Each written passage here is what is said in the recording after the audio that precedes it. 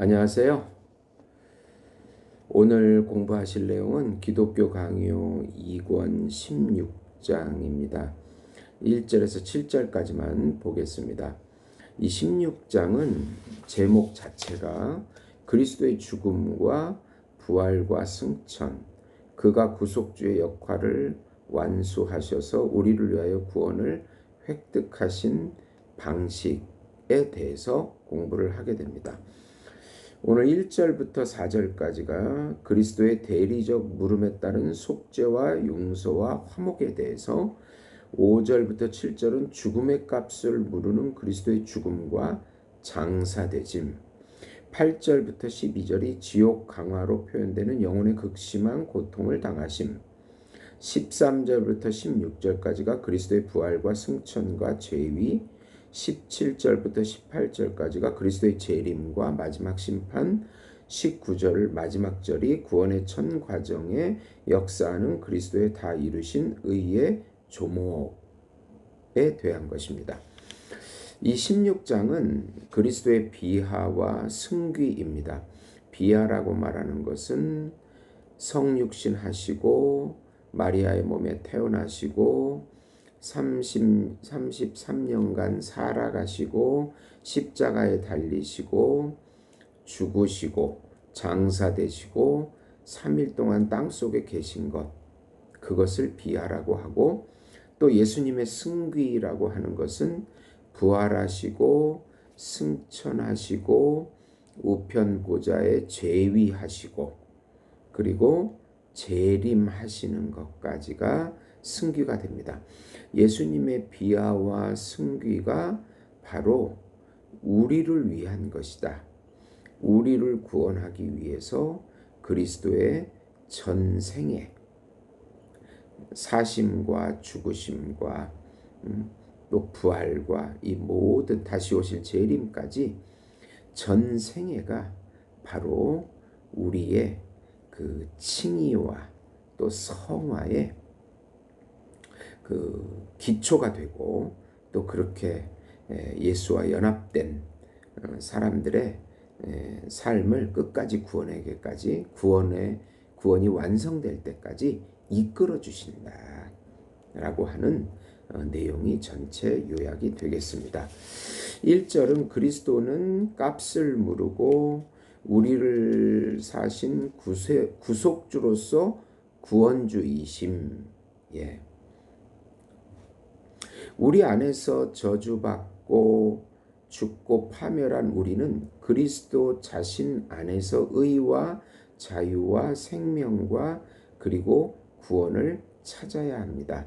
베드로는 사도행전 4장 12절에서 천하 사람 중에 구원을 받을 만한 다른 이름을 우리에게 주신 일이 없음이라.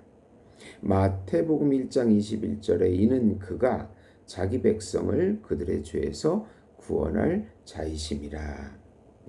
이렇게 구속주의 직무가 그에게 부과되어서 그는 그것을 성취하셔서 우리의 구주가 되셨다는 사실입니다. 그가 구주가 되셨다는 것은 구원의 마지막 목표에 이르도록 계속적인 진보를 이루어가지 않으신다면, 우리에게 은혜로 역사해 가지 않으신다면 우리의 구원은 사지가 잘린 불구와 같이 불완전하게 될 것이다. 우리가 조금이라도 그에게서 벗어나자마자 그에게 견고하게 자리 잡고 있는 우리의 구원은 사라져버리고 말 것이다. 구원 전체, 예수님의 전 생애가 바로 우리에게 생명을 주고 또 생활의 거룩까지 구원까지 이루어내는 그 은혜인 것이다 라고 말씀하고 있습니다. 그래서 베르나르두스라고 하는 사람이 예수의 이름은 빛일 뿐만 아니라 또한 양식이다, 또한 기름이다. 그것이 없다면 영혼의 모든 양식은 고갈될 것이다. 그것은 소금이다. 그것의 조미가 없다면 우리에게 차려진 모든 것은 맛이 없을 것이다. 마지막으로 그것은 입속의 꿀, 귀 속의 가락, 가슴 속의 환호이자 의학이다. 이 이름이 어울리지 않는다면 논의되는 어떤 것도 몸이 건조할 뿐이다 라고 말했습니다. 그러므로 하나님의 분노를 누그러뜨릴 수 있는 방식과 방법을 우리가 깊이 논의해 찾아야 하는데, 이는 바로 물음이라고 하는 것을 요구하고 있습니다. 여기에 필요한 것은 일반적인 확실성이 아닙니다. 왜냐하면 하나님의 진노와 저주는 죄인들에게 밀려와 그들의 죄책이 지불될 때까지는 언제나 압박을 가하기 때문입니다. 하나님은 의로운 재판관이시므로 자기의 법이 침해되는 것을 아무런 징벌 없이 그냥 보고만 계시지 않습니다. 그는 보복의 군장을 꾸리고 계시는 것입니다. 네. 그래서 2절에 보시면 그리스도 안에서 화목하게 된 하나님의 반목입니다. 하나님이 미리 거저 베푸시는 호의로 우리를 마음에 품지 않으셨다면 어떻게 독생자 안에서 자기의 사랑에 대한 특별한 보증을 우리에게 주셨겠는가? 성령은 성경 가운데 말씀하시는데, 로마서 5장 10절 보시면 하나님은 그리스도의 죽음으로 말미암아 은혜로 회복되기 전까지는 사람들과 원수가 되셨다. 갈라디아서 3장 10절에 보시면 그들은 그의 희생 제물로 말미암아 자기들의 불법을 속량받기 전까진 저주 아래 있었다라고 말씀하고 있습니다. 만약 당신이 아직 죄인이었을 때에 하나님이 당신을 미워하시고 배척하셨다면 당신에게 마땅한 바 무서운 파멸이 당신을 기다리고 있었을 것이다. 그러나 하나님은 스스로 원하셔서 거저 베푸시는 자기의 너그러움으로 은혜 가운데 당신을 붙드시고 자기로부터 당신이 멀어지도록 내버려 두지 않으셨으므로 그 위험으로부터 이렇듯 당신을 자유롭게 하신 것입니다. 예, 하나님의 기뻐하신 뜻대로 원하신 대로 무조건적인 사랑을 통해서 우리를 자유하게 하신 것입니다. 네. 우리의 마음은 먼저 하나님의 진노에 대한 두려움과 영원한 죽음에 대한 공포로 말미암아 충격을 받고 겁에 질리게 되지 않는 이상 하나님의 자비 가운데서 우리 생명을 충분히 열정적으로 부여잡을 수도 없고 합당한 감사를 드리면서 받아들일 수도 없기 때문에 우리는 거룩한 교리로 배움을 얻어 그리스도가 계시지 않는다면 하나님은 어느 모로 우리를 대적하는 자리에 계시고 그의 손은 우리를 파멸에 이르게 하려고 무장되어 있다는 사실을 분별하게 되고 오직 그리스도 안에서 하나님의 선하심과 부성적 사랑을 부여 안게 되는 것입니다. 네. 3절 보시면 그리스도 안에서 선행하는 하나님의 사랑입니다. 예. 우리가 죄인으로 머물러 있을 동안에는 하나님이 우리 전부를 받으실 수 없는 노릇입니다. 그러므로 하나님은 알력이 되는 모든 것을 우리에게서 제거해 내신 후 우리를 완전히 자기와 화해시키기 위하여 그리스도의 죽음 가운데 제시된 속죄로 우리 안에 있는 악한 것은 무엇이든지 다 지워 내십니다.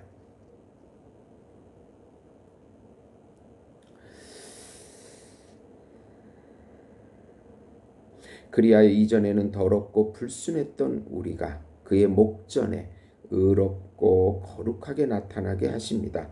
이렇듯 하나님 아버지는 자기의 사랑으로 앞질러 행하셔서 먼저 그리스도 안에서 우리와 화목을 이루십니다. 참으로 그가 먼저 우리를 사랑하셨기 때문에 이후에 우리를 그 자신과 화목하게 하십니다. 따라서 만약 하나님이 우리를 선히 여기시고 용서하신다는 것을 마음에 확실하게 새기고자 한다면 우리는 마땅히 우리의 눈과 마음을 그리스도께만 고정시켜야 합니다. 왜냐하면 오직 그리스도 자신만을 통해서만 죄가 우리에게 전가되는 것을, 즉 하나님의 진노를 함께 초래하는 죄의 전가를 실제로 모면할 수 있기 때문입니다. 네. 그러면 4절에서는 옛 교회의 증언인데요.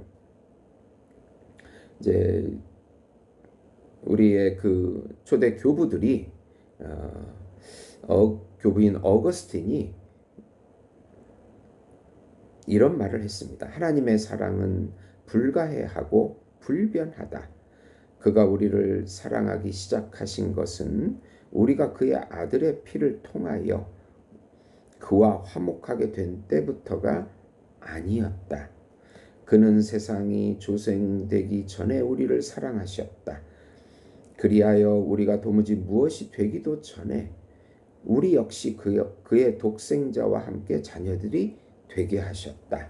그러므로 우리가 그리스도의 죽음을 통하여 화목하게 되었다는 사실을 두고 마치 아들이 우리를 그와 화목하게 하셨으므로 그때 비로소 그가 자기를 미워하셨던 자들을 사랑하기 시작하셨다는 것처럼 받아들여서는 안 된다. 오히려 우리의 죄 때문에 우리가 적의를 가졌던 우리를 사랑하시는 분과 이미 화목하게 된 것입니다. 우리가 진실을 말하고 있을지는 사도가 입증할 것이다. 우리가 아직 죄인 되었을 때 그리스도께서 우리를 위하여 죽으심으로 하나님이 우리에 대한 자기를 확증하셨다. 로마서 5장 8절이라고 그는 말합니다. 그러므로 하나님은 심지어 우리가 그에 대항하여 적의를 드러낼 때나 불법을 자행할 때에도 우리를 향하여 사랑을 지니고 계셨다. 이와 같이 하나님은 우리를 미워하셨을 때에도 놀라운 신적인 방식으로 심지어 우리를 사랑하셨다. 왜냐하면 그가 미워하신 것은 자기가 지은 바 되지 않았던 우리의 어떠함이었기 때문이다. 그러나 우리의 불법이 그의 작품 모든 부분에다 소멸시키지는 않았으므로 그는 우리 각자 안에 있는 우리가 지어낸 것을 미워하셨지만 동시에 그가 지으신 것을 어떻게 사랑하실 것인지를 아셨다. 아주 이 놀라운 말을 어거스틴이 했습니다. 이 5절 보시면 전생의 순종에 대한 대소, 빌라도 아래에서 징계를 받으심. 우리는 그가 자신의 순종의 역정, 전생애를 통해서 우리를 위하여 이 일을 성취하셨다는 일반적인 대답을 할 수 있다. 이것은 바울의 증언에 의해서 확정된다. 한 사람이 순종하지 아니함으로 많은 사람이 죄인 된 것 같이 한 사람이 순종하심으로 많은 사람이 의인이 되리라. 로마서 5장 19절입니다. 과연 다른 곳에서 사도는 우리를 율법의 저주로부터 구출해내는 은총의 원인이 그리스도의 전체 삶에 미치는 것으로 여긴다. 그의 성육신 하시고 태어나시고 고난당하시고 사역하시고 죽으시고 이 모든 것들이 바로 우리를 위한 것이다. 때가 참에 하나님이 그 아들을 보내사 여자에게 나게 하시고 율법 아래 나게 하신 것은 율법 아래 있는 자들을 속량하려 하심이라고 갈라디아서 4장 4절에서 5절 말씀하고 있습니다. 이런 구원의 방식에 대해서 성경 구절은 많이 말하고 있는데 마태복음 2장 20장 28절에 자기 목숨을 많은 사람의 대속물로 주려 함이라. 로마 4장 25절에 우리가 범죄한 것 때문에 그가 죽으셨다. 요한복음 1장 29절에 세상 죄를 지고 가기 위하여. 또 로마 3장 24, 25절에 우리가 그리스도 안에 있는 속량으로 말미암아 값없이 의롭다 하심을 얻은 자 되었으니 이는 그가 자신의 피로써 화목자로 세워지셨기 때문이다. 예. 로마서 5장 9절에는 우리가 그의 피로 말미암아 의롭다 하심을 받았으니 더욱 그의 죽음으로 말미암아 화목하게 될지니. 고린도후서 5장 21절에 죄를 알지도 못하는 이를 우리를 대신하여 죄로 삼으신 것은 우리로 하여금 그 안에서 의가 되게 하려 하심이라. 이 모든 구절들이 바로 예수 그리스도의 전생의 순종을 통해서 이 대속이라고 하는 복음의 핵심을 말하고 있는 것입니다. 이 사도신경이 바로 그리스도의 탄생부터 죽음과 부활에 이르는 그 최상의 순서로 배열되어 있으며 잘 요약되어 있는 구원의 완전한 요체가 되는 것입니다. 우리는 그리스도가 일생 동안 수행하신 그 순종도 제외해서는 안 됩니다. 그리스도의 십자가의 공로는 전생애의 공로입니다. 십자가의 달리심부터 우리 개혁신학은 이 수동적 순종과 능동적 순종이라고 하는데 이 모든 순종들이 바로 우리의 구원을 이루는 예수 그리스도의 공로에 다 포함되는 것입니다. 네.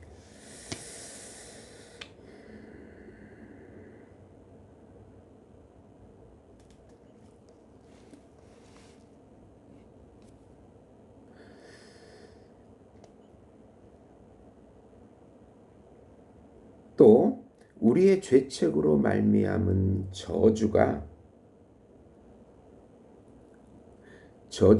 하나님의 하늘 법정에서 우리를 기다리고 있기 때문에 제일 먼저 유대의 총독 본디오 빌라도 앞에서의 정죄가 사도신경에 기록되어 있습니다.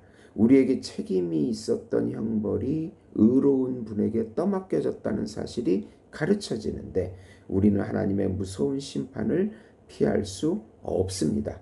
이로부터 우리를 구출하기 위해서 그리스도가 유한한 사람 앞에서 심지어 악하고 추한 사람 앞에서 저주를 받으며 참으셨습니다.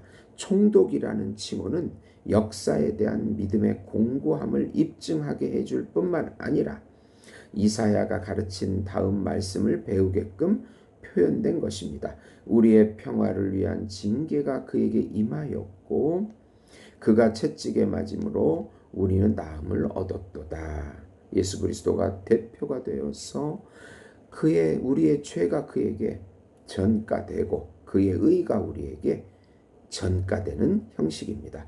우리의 저주를 가져가기 위해서 그가 무슨 죽음이든 아무렇게나 죽은 것으로는 충분치 않습니다. 우리의 구속의 값을 물기 위해서는 죽음의 종류가 선택되어야만 합니다. 즉 그의 죽음 안에는 그는 우리의 정죄를 자기에게 옮기시는 동시에 죄의 값을 자신에게 지우심으로써 우리를 해방시키는 그런 죽음을 택하셔야 한 것입니다. 이는 아담의 최초의 죄가 전적 무능과 전적 부패의 오염뿐만 아니라 사망의 형벌의 죄책에 모두 미친다는 원죄의 직접 전가설에 기초하고 있는 것입니다. 그리스도의 대속이 당하신 순종과 행하신 순종, 모두에 미쳐 칭의와 성화의 전 구원 작정의 살아남과 살아감에 칭의와 성화입니다. 은혜의 값으로 작용한다는 직접 전가설에 부합한다고 볼 수가 있는 것입니다. 네.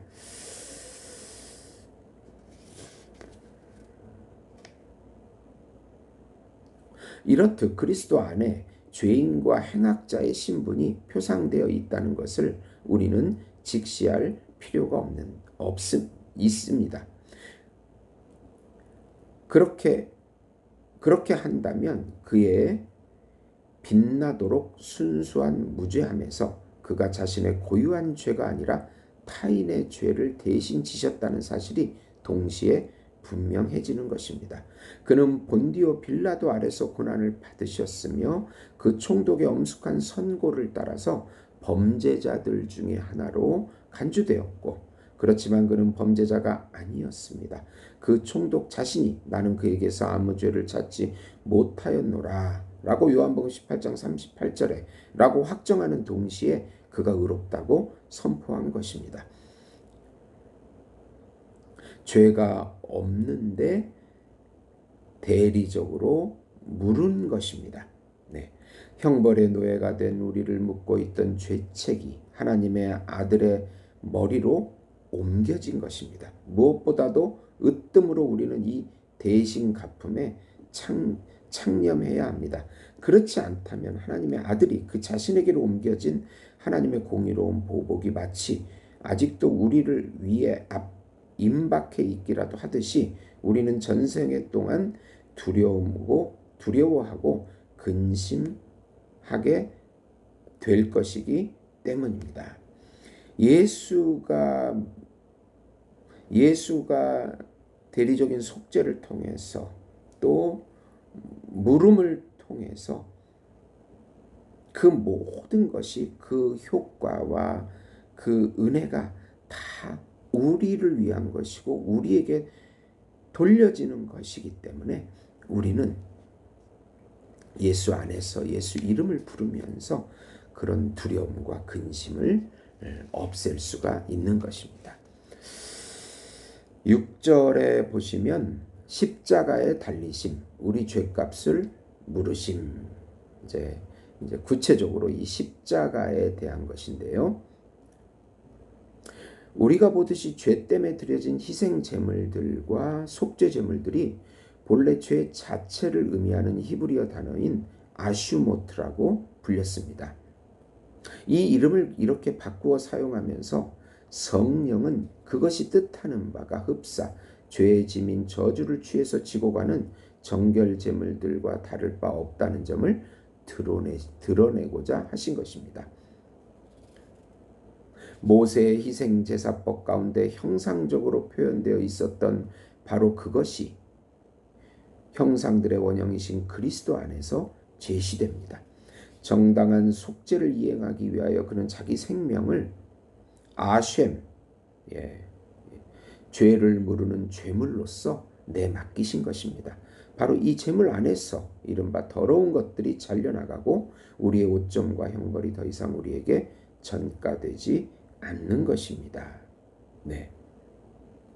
중보자 그리스도가 죄인의 자리에서 저주의 죽음을 죽으심으로써 다 이루신 구원의 의의 전가로 택함받은 하나님의 자녀가 구원을 얻게 되는 대리적 속죄가 창세전 삼위일체 하나님의 구원 협약에 따른 것이며 율법에 예표된 것이라는 사실이 여기서 천명됩니다.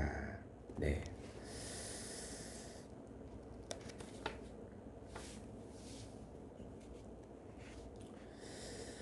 우리는 그리스도 자신이 그 저주 아래로 들어가셨다고 이해해서는 안 됩니다.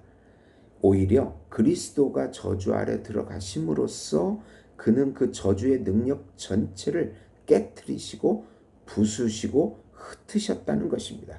이로부터 믿음은 그리스도가 당하신 저주 안에서 무죄 방면을, 그리스도가 당하신 정죄 안에서 은총을 붙잡는 것입니다.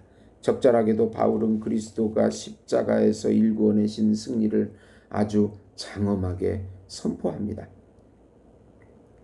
그리스도가 우리를 거스르는 법조문으로 쓴 증서를 십자가에 못 박으시고 통치자들을 패하여 드러내어 구경거리로 삼으시고 골로새서 2장 14, 15절입니다. 영원하신 성령으로 말미암아 자기를 드린 그리스도 히브리서 9장 14절입니다. 네.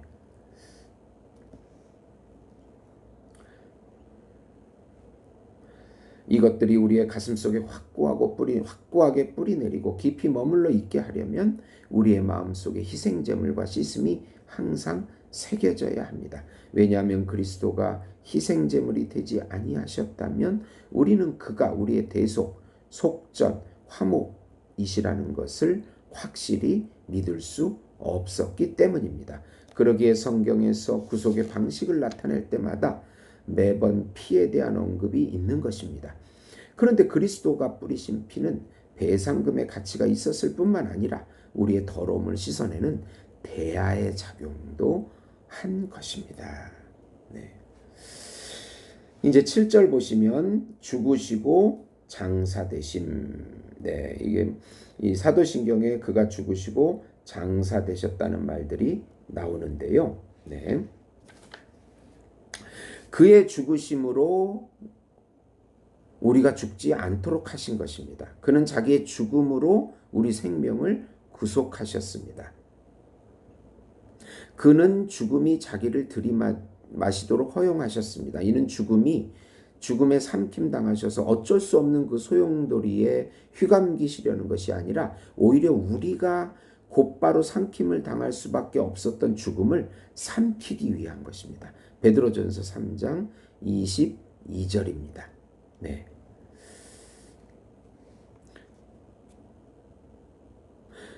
그는 죽음이 자기를 굴복하시도록 허용하셨습니다. 이는 그것의 권세에 억눌리시기 위해서가 아니라 우리에게 내리닥쳐 이미 짓눌린 우리를 향해 개가를 부르고 있는 그 죽음의 권세를 깨뜨리시기 위해서입니다. 히브리서 2장 14, 15절에 죽음을 통하여 죽음의 세력을 잡은 자 곧 마귀를 멸하시며 또 죽기를 무서워함으로 한평생 매어 종노릇하는 자들을 놓아주려 하심이라.